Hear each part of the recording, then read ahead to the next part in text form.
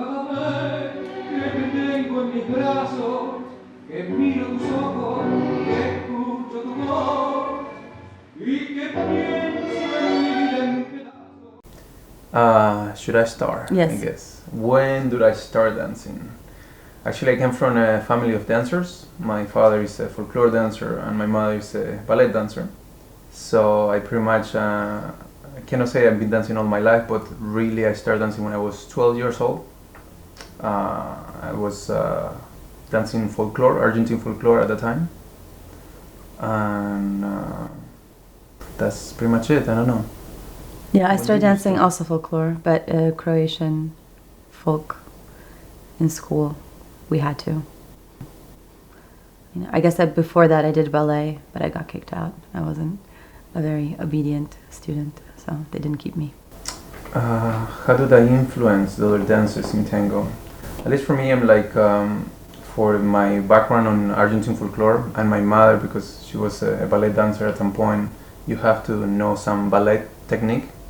It did help me a lot, actually. That have to do more with awareness of my body. When you dance different dances, it helps you to explore different movements in different ways, even with the music. So once that I started with tango, it was really easy for me to do that. What it helped me the most, it was something that have to do the rhythmic part of it, which folklore is have a lot of tapping. So you have to listen to the music really well. So that did help, and then everything that have to do with my legs.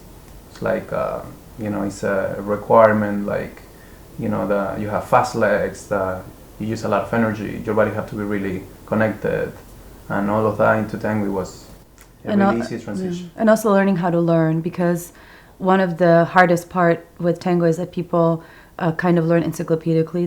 They learn movement by movement, and if you've done other types of dance, you start to recognize similarities between or movement patterns. So it's much easier to see how backstep, sacada, a boleo are really all the same thing, just in slightly different relationships to the Even movement. my training, mostly with my mother, it would be that sometimes, I don't know, I had a competition or something I have to do, and I couldn't actually rehearse. So actually the training was like, Ivan, do it mentally, think about it. Picture yourself doing the movement, build that choreography, and then when you get better, you can get to rehearse it. And actually that was like, for me, one of the best training ever, because now every time that I have to learn something new, I don't have to look at it so many times. I just kind of like do it in my head. I really picture myself doing it, and if I can see myself really doing it, then I just have to do it, and then it works. Yeah, and for me, in terms of other styles, it's not so much the other things that I danced. It was more that I really became involved heavily in gyrotonic and gyrokinesis. And that made probably the biggest difference for me in the dancing, because the system of movement makes you move three-dimensionally through space in a very connected way, and learn how to move through extension and have strength in all these different positions. And that's probably what helped me the most with tango. First, the good one or the bad? Well, my first tango experience, it was my parents have a company, and they always did different things that have to do with folklore, and then obviously, because we were in Argentina, a little bit of tango. So at the time it was kind of like you learn the steps, so the choreography, but you didn't really know where that was coming from, or how was in terms of leading and following. So in a way, maybe when I was 14 years old, I started doing tango, but I cannot really say it was when I really started, because it was not the best way ever. It was to copy a choreography and just do it. And as a dancer, you kind of do it and you get through it, and then it's fine. But my first really real experience with Argentine tango, it was actually when I was 16 years old. It was also in Argentina, in Mendoza, and it was some workshop of some teacher coming from Buenos Aires. It was at that time that tango started to be more popular in Mendoza. And I just went, I took the class. It was really like a really strange thing for me at the time. It was really interesting, and since then I was always like really interested to learn it. But then until I moved to the US, that was on 2001, yes, then I really started working more with tango. So I can even say that I learned tango here in the US. I started with tango socially through a friend whose father actually went to the Milongas, and it was in 1998, I think, or 1997, 1998, and it was in Los Angeles. And it wasn't really until 2004 when I started working with Ivan that we started thinking about maybe doing it professionally. I knew that question will come. Actually, we met at a milonga, at a tango party, yes. But I don't think tango was really a factor in us getting together because at the time Ivan was actually dancing salsa, and I was in law school, so we got together completely outside of tango, and then tango just kind of it was just there. We used to go to the milongas and kind of dance with each other. That we were not really serious about like we should dance together. I kind of was doing some shows or some things with some other people. It still wasn't completely serious that I wanted to only do that. And I used to do other dances, so I was still like, okay, I do tap, or I do salsa, or I could do jazz. I don't know, I wasn't really sure. But actually, the only time we really ever fight is when we're, preparing new choreography or rehearsing. So that's... Yes. Yeah, we're very stubborn, and that's the only reason kind of why we fought through the through the tango experience. But in reality, our life together and our tango life, we try to keep pretty separate, because when you live together and you travel together and you work together, you have to be very, very careful that things that happen in your work life don't spill over into your personal life. And which is really hard. Easy. It's easy to do that. It's hard to do that. It's easy to let it spill over. Yes. You go home and you're like, I can't believe you didn't lead that gancho right. You're a bad person. Wow, what it makes a good dance partner. I don't know, it has to do with different things. I guess what's your goal as a dancer? What do you want, and kind of what do you expect from the other person, and what you expect from yourself? But I don't know, for me, I'm like, just there's a lot of technical things that help, right? But then I think the personal part is maybe even more important. If you really get along with that person, then the technical part, you can always work on it. Yeah, for me, I think it's really important that when you are in any kind of a partnership, that you have the same goal, meaning that you're really pulling in the same direction, and that you have really good conflict resolution skills, because you're bound to have a difference of opinion, and you have to know how to resolve it without letting things escalate. And I think in tango, because it's such there is the personal component, of course, of what the connection is between the two people, but a lot of it is also, how people from the outside perceive you. So I think it's important in tango to have like some kind of an aesthetic unity with your partner, or at least present a couple as a product, which is sometimes very, very, can be complicated. I mean, we used to live in New York, so we used to teach. At the time we left, which was 3 years ago, we used to teach.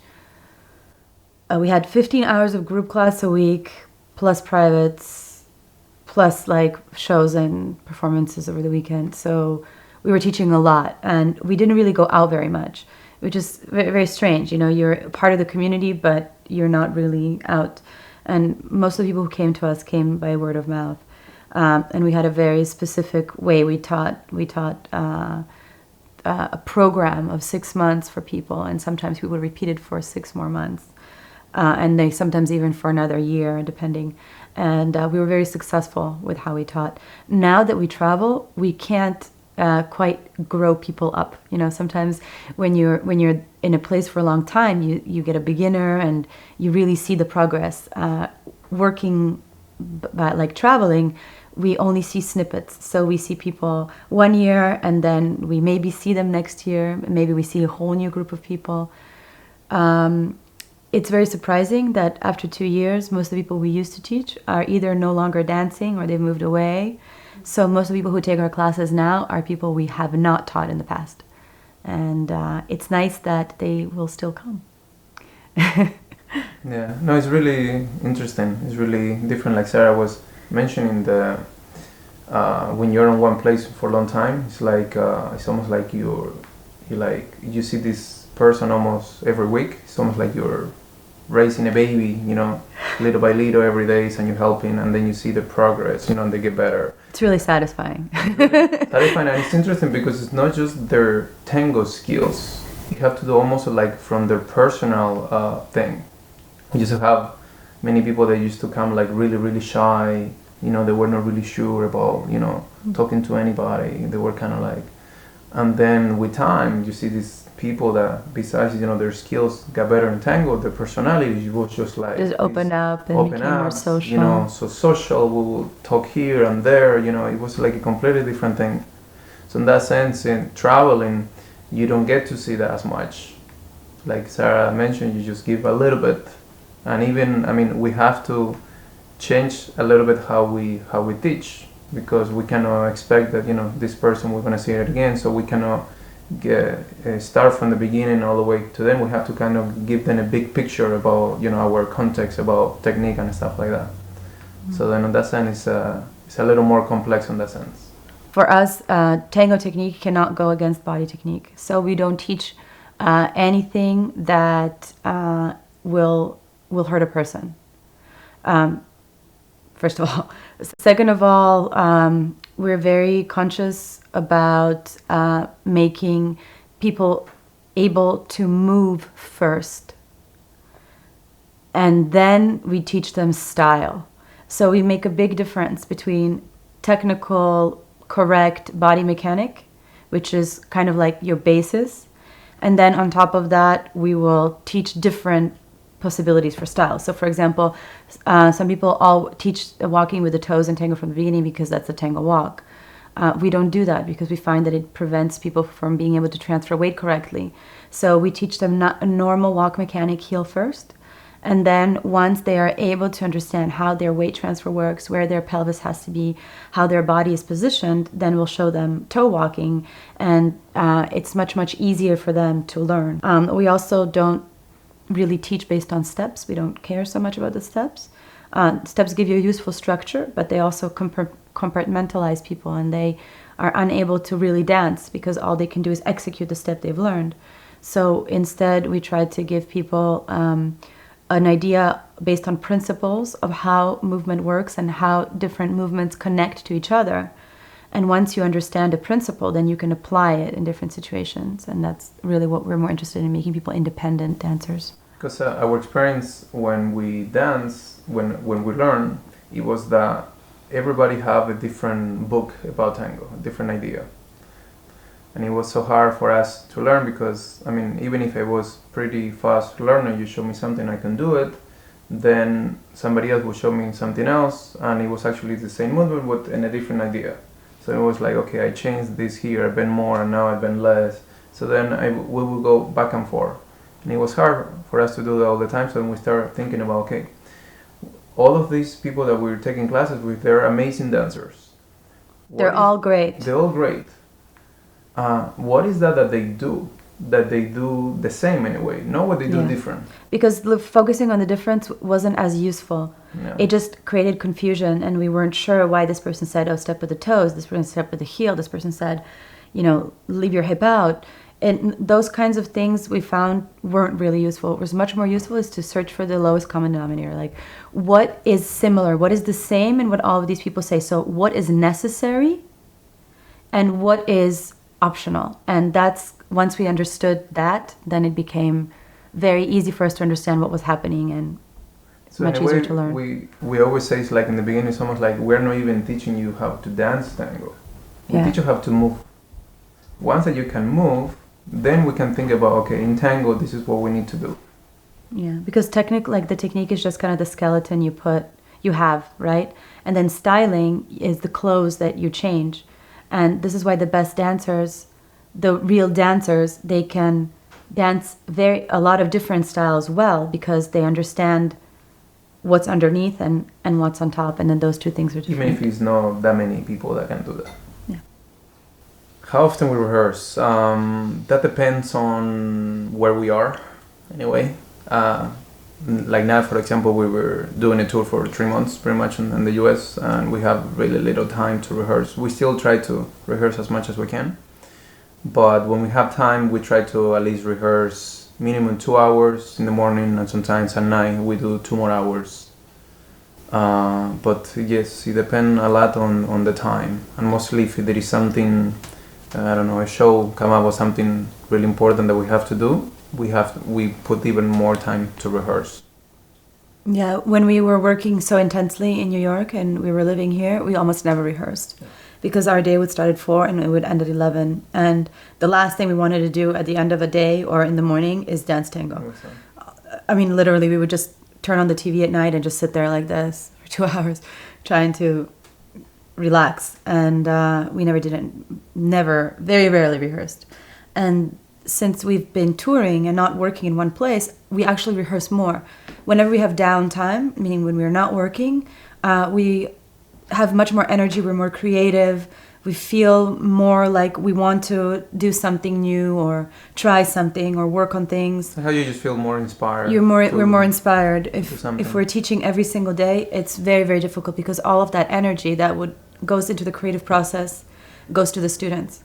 So it's hard to have enough energy to do both things at the same time. And in terms of the choreography, we also try to do that. We try to rehearse 2 hours working on one choreography. Or then if we have several choreographies that we already have prepared, the idea is to be able to pass them and correct things. But a long time ago, when we used to have to build a choreography, it was literally the time that we used to use to rehearse, which for me is not really a rehearsal. It's like time to build the choreography. Rehearsing is like you already have the choreography, it's set up, you already know how it works, how it goes on the music and everything. Okay, rehearsing is like, okay, let's do it several times, really do it, really perform it, record it, watch it, correct the technical things, fix all the little things. That's like rehearsing. And that's rehearsing. We've been able to do that maybe in the last 2 years only. Yes. Before that, we never had the time. Because mostly we were so much with, teaching, which it was great, but now it's we're using this time to, for ourselves a little more. What do I feel when that's a really interesting question. It's hard to say, but it's like it's interesting because we have this logo name, is Feral Tango. That's our website. And that came out kind of from the ideas like, it's kind of like tango is kind of like an animal thing. And it was interesting because many of our teachers or people that we like, when they perform, there is always this animalistic thing that they have. It was like two big, cats, like, fighting in a way. That's not a good description. Well, that's my description. And somehow it's interesting because it kind of feels like that, something kind of like I don't want to say just aggressive, but there is the aggressive part of it, and that kind of like I don't know. I definitely don't think tango is sweet. No, I don't find it like we hug. And it's just I don't cute. find that. We don't. Yeah. I For me, it's something very powerful. It's very intense feeling. It's serious. Even if I'm smiling because we're dancing milonga, I still take it seriously. And I really like that because I like that feeling of intensity, of really reaching into yourself and going to some place that's just deeper than the surface feeling of happiness. Yeah. And it's different when you're performing on a festival, that you're performing in a milonga, or you're performing on stage. Or we were just social dancing. Every time it's different. Yes, every time it's different, and the feeling of that is completely different thing. For me, because the first thing that I did was stage, I would always prefer to be on stage because it literally feels that you are by yourself. You cannot see the people or anything. You see the lights on you, kind of like right now. And you're pretty much by yourself with your partner, and you're kind of like just in a bubble. And it's almost like time never passes. Just Yeah, like everything slows goes- down. Slows down, really, really slow. And you can really create an incredible amount of energy and connection with the person, because even though there's all these people in the audience watching you, they don't really exist because Yes. they're outside of your sphere. It's much more difficult in a milonga because you feel the people very close to you. You can see their eyes, you can see their feet, and it takes more effort to kind of tune all of that out. Yeah. But at the same time, because they're closer, they give you more energy. Mhm. So it's a little bit of a give and take. And in terms of social dancing, I don't know for Ivan because he leads and he's always him. But I really enjoy dancing with different people because you kind of get to peek into their world a little bit, into how they listen and what's important to them, how they embrace you, what kind of music they prefer. So it's always like going on a little exploratory trip when you dance with somebody new. You're getting to know the person without them ever telling you anything about themselves. And I really like that. It's a little voyeuristic. No. My work. What is tango for me? My work. That's the first thing I would say. Again, my work and in a way, I mean, dancing for me has been in a way my life. Everything that I do is around dancing. It's just like, for a long time I wasn't really sure if it was just tango. Because for me, I'm a dancer. I don't consider myself a tanguero. I'm a dancer, and I do different things. Now I choose to only do tango, because out of all the dances that I have done that have to do with partner work, or in general, it's been like the most challenging one. But in a way, I cannot say it's my life or anything like that. Dancing is my life, and in this case, tango is something that I really like a lot, because you can really express yourself how whatever you want. But it's also my job in a way. That's what I do for a living. I dance tango because that's what I really want to do more than anything else. And if I had to choose another job, I really can't think of anything else that I would pick. It's a way of being able to really live something that I love to do. And I feel so fortunate and lucky to be able to do that. First of all, to know what I love, and second of all, to be able to do it, and third of all, to be able to do it fully, meaning that I don't have to do anything else to be able to support my hobby. So I'm just really grateful that I have tango in my life. My name is Terrazas, and I'm a tango dancer. My name is Sara Grdan, and I am a tango dancer.